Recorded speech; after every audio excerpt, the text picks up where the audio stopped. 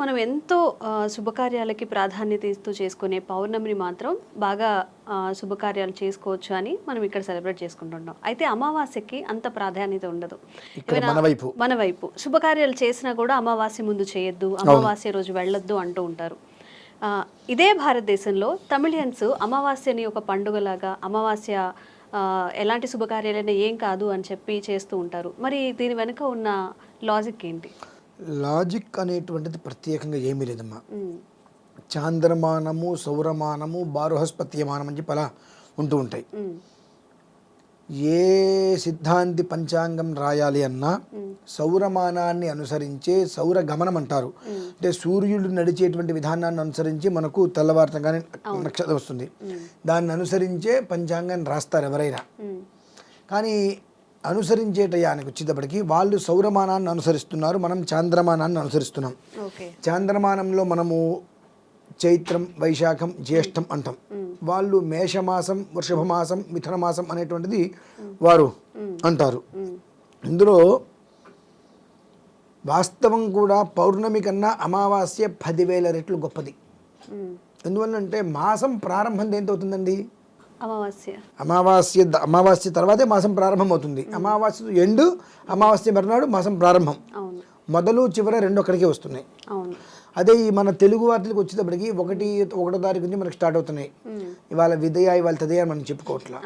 కానీ సౌరమానాన్ని అనుసరించి అది వెళ్తుంది కనుక వాళ్ళు పెళ్ళిళ్ళు కూడా అదే సమయంలో చేస్తారు. పెళ్ళిళ్ళనే కదండి, వాళ్ళు ఏ ముహూర్తాలు చేయాలన్నా ఉదయం 3:30-4 గంటల నుంచి 11:30-12 గంటలకు కంప్లీట్ చేస్తారు. మనలాగా వాళ్ళు రాత్రిలో పూట ముహూర్తాలు చేయరు. ఎందువలనంటే చంద్రబలం అనేటువంటిది వాళ్ళు కోరుకుంటారండి బాగా. చంద్రబలం అనేటువంటిది వాళ్ళు బాగా కోరుకుంటారు. ఆ చంద్రబలం అనేటువంటిది ఏ స్థితిలో అయితే వారు కోరుకుంటారో దానికి ఆ బలం బాగా ఉప్పొంగాలి, ఆ బలం అనేటువంటిది వాళ్ళు గట్టిగా ఉండాలి అనుకునేటువంటి చూస్తారు. కాబట్టి వాళ్ళు ఉదయం పూట మాత్రమే చేస్తుంటారు. మనకేంటంటే రాత్రిపూట ముహూర్తాలు అంటే చాలా అన్ని రకాలుగా మనకు ఉపయోగకరంగా ఉంటుంది. రాత్రి చేసుకుంటే తెల్లారికి ఎవరిదారు వాళ్ళు వెళ్ళిపోతారు అనేటువంటి కొన్ని రకాలుగా మనం ఆలోచిస్తుంటాం. కానీ వాస్తవంగా అయితే మనం అనుసరించవలసినదైతే సౌరమానమే మనం అనుసరించవలసింది కూడా. కానీ ఎందుకు అనుసరించట్లేదు అని అంటే ప్రాంతీయ భేదాలు ఏం లేవు. అక్కడ సూర్యోదయం ఉదయమే అవుతుంది, ఇక్కడ సూర్యోదయం ఉదయమే అవుతుంది. కానీ ఆ నడవడిక అనేటువంటిది మనము మన అవసరాలకి తగ్గట్టుగా మన విధానాలు ఎలా ఉంటాయి అనేటువంటి దృష్టిలో ఉంచుకొని మనం చాంద్రమానాన్ని లెక్కిస్తూ తీసుకున్నాం.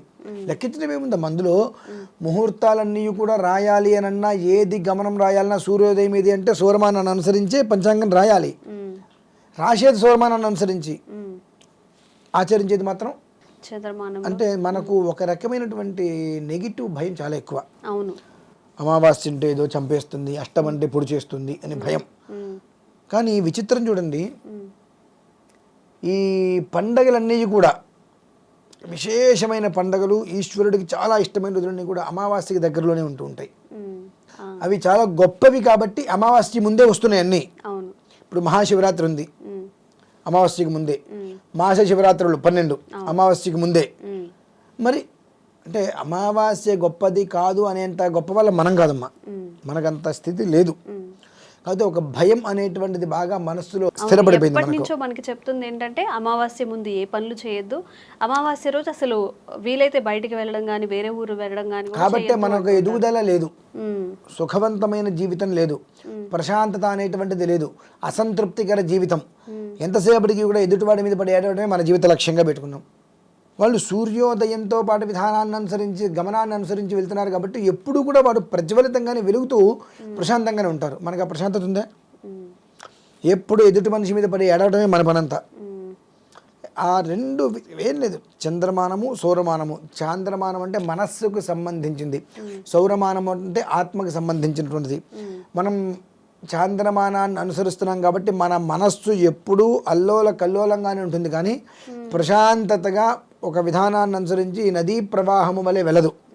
సముద్రం అలల వలె ముందుకి వెనక్కి అట్లా తిరుగుతూనే ఉంటుంది. మన ఆలోచనలు కూడా అలానే ఉంటాయి, మన జీవిత విధానం కూడా అలానే ఉంటుంది. నడవవలసింది ఖచ్చితంగా సౌరమానమే. వాళ్ళు చేసేది 100కి 100% వాస్తవం. మనం చేసేటువంటి దాంట్లో అన్ని రకాల దోషాలు ఉన్నాయి. ఇది ఒప్పుకోరు. ఎందుకు? ఒప్పుకుంటే ఈగో ప్రాబ్లం. ఆయన నేను చెప్పింది కరెక్ట్ అవుతుందిగా మీరు ఒప్పుకుంటే, తెలిసినప్పటికీ కూడా దానికి ఏదో ఒక లాజిక్ ఒక మాట పెట్టేసేసి అవ్వచ్చు కానీ అనుకుంటే ఒక ముక్క పెడతారు. అంటే ఆయన చెప్పింది నిజమేనంటే ఇప్పుడు నేను గొప్పవాడిని అవుతా కదా మరి ఇక్కడ.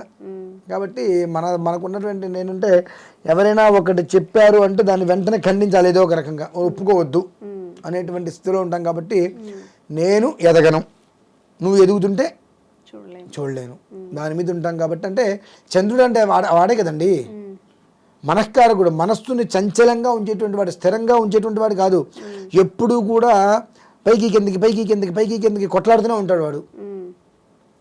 నువ్వు పైకి ఎదిగేవా ఇంకొకరి పైకి రానివద్దు, నువ్వు కింద ఉన్నావా ఇంకొకరి పైకి వెళ్ళనివద్దు, ఆ స్థితిలోనే ఉంటాం. కాబట్టి 24 గంటలు ఎంత అనుకున్నప్పటికీ కూడా మనం అదే స్థితిలో కుడితొట్లు ఎలుకలాగా కొట్టుకుంటూ ఉంటామంటారా?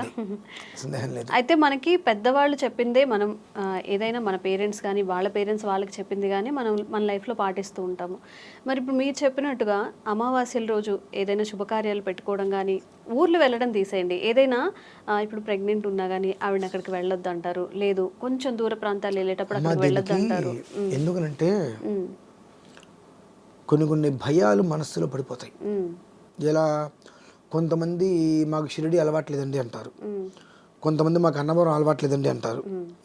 ఎందుకు అలవాట్లేదు అక్కడ ఏమిటి అంటే వాళ్ళు ఏదో షిరిడీలో అన్నవరమో ఏదో వెళ్ళొస్తున్నప్పుడు ఇంకొక ఏదో ఒక క్షేత్రానికి వెళ్ళి వచ్చినప్పుడు ఏదో ప్రమాదం జరిగి ఎవరో వెళ్ళిపోయి ఉంటారు. అక్కడికి వెళ్ళి వస్తుంటే ప్రమాదం జరిగింది కాబట్టి మాకు అది లేదు అని మనసులో పడిపోతారు. ఆ ఊరు దాటి వేరే ఊరు వెళ్తారు, మళ్ళీ ఏం కాదనమాట వాళ్ళకి. అంటే అది ఒక మనస్సులో అక్కడికి వెళ్తే నాకు కీడు జరుగుతుంది అనేటువంటి పడిపోతాయి. అలానే ఎవరైనా ఏ అమావాస్య ముందో ఏదైనా ప్రయాణం జరుగుతున్నప్పుడు, పూర్వకాలంలో ప్రయాణం అంటేనే ప్రమాదం. ఏ ప్రయాణంలో ఏదో ఒక చిన్న ప్రమాదం జరుగుతుంది. ఇప్పుడు ఏంటి అమావాస్య ముందు వెళ్ళారు కాబట్టి వద్దు, అది పనికిరాదు, కీడు జరుగుతుంది అనేటువంటి మన మనస్సుల్లో పడిపోయింది. దాన్ని వాళ్ళు నేనేదో చెబితే మారండి. ఎందుకంటే ఎంతసేపటికి మాకు నెగిటివ్ని పట్టుకొని దానికి ఇంకో 4 తాళ్ళు వేసి దాని మీద జారిపోకుండా ఫెవిక్విక్ వేసి మళ్ళీ 4 తాళ్ళు వేసి దాని రౌండ్ చుట్టి గట్టిగా కట్టేసట్టు పెట్టుకొని దాన్ని పట్టుకొని వేలాడుతూ ఉంటాం మేము, అంతే, పైకి కూడా ఎక్కం.